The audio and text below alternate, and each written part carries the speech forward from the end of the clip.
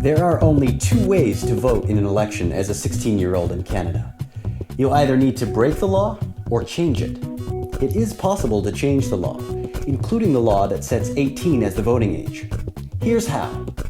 Only someone who's been elected can propose or vote on legislation in Nova Scotia's legislature. The legislature is where the creation of new laws and changes to existing laws occur. It makes no difference what kind of law it is. Whether you want to lower the voting age or increase the speed limit, the procedure for doing so is the same. We're going to focus on the provincial legislature in Nova Scotia, but the process is similar for other provinces and the Federal House of Commons. Once a member of the Legislative Assembly is convinced that the law needs changing, she'll need to introduce a bill, which is the name given to a proposed law that hasn't been approved yet. This stage is called first reading. Not much happens here. Every MLA gets a copy of the bill to take home and read before they debate it. In addition to being a representative democracy, ours is also meant to be a deliberative democracy. Having a deliberative democracy means that elected politicians have every opportunity to consider and debate proposed laws before they vote on them. To make sure everyone understands the purpose of the proposed law, the MLA who introduced the bill gets the first chance to speak about it at second reading. She addresses the Speaker, who moderates the conversation in the legislature. Mr. Speaker, young Nova Scotians are taking on responsibilities many of us adults have, facing an uncertain job market, increasing cost of education, and are inheriting an environment far different from the one our parents left us. They deserve a say in the direction of this government and this province because frankly, Mr. Speaker, their generation will deal with challenges that ours has left them. This is why I wish to introduce this bill allowing people as young as 16 to vote. And then the debate begins. Mr. Speaker, I read once that the human brain isn't fully developed until age 25. They're not mature enough. Vote? Some of them can't even cook their own meals. You gotta be kidding me. We've got to wait until they graduate from high school, at least. We let stupid adults vote. Why not let smart teenagers vote? Order! Hold on now. I kind of like the idea. Perhaps it would make young people more likely to vote. Get them in the habit of it. Whoever introduces the bill gets the last word at second reading. Mr. Speaker, my colleagues in the House seem to be concerned that young people aren't responsible enough to vote. Let me point out that 16-year-olds are already entitled to hold jobs, drive cars, pay taxes, and join the military reserves.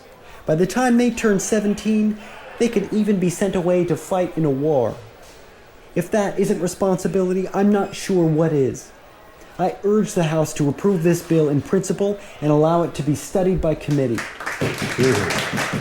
She must have said something convincing in her closing remarks. When the legislature votes on the bill in principle, it is approved by a majority. The bill then goes to the Law Amendments Committee. At the Law Amendments Committee, each section of the bill gets carefully considered by MLAs from each party. Also, any member of the public can speak to the committee about the bill, to support it, oppose it, or suggest changes that make it better. For instance, young Nova Scotians and people who support their voting rights might come to speak in favor of it, while the Society of Adults Who Distrust Youth might come to oppose the initiative. Once the Law Amendments Committee is finished with the bill, it's returned to the legislature, which has one more chance to review the bill and any changes that have been made to it. There's some more debate, a final opportunity to make changes to the bill, which are known as amendments, and then it's sent for a final vote, which is called third reading. If the bill is approved by the legislature, it's technically still not a law. The final step is for the Queen to approve it.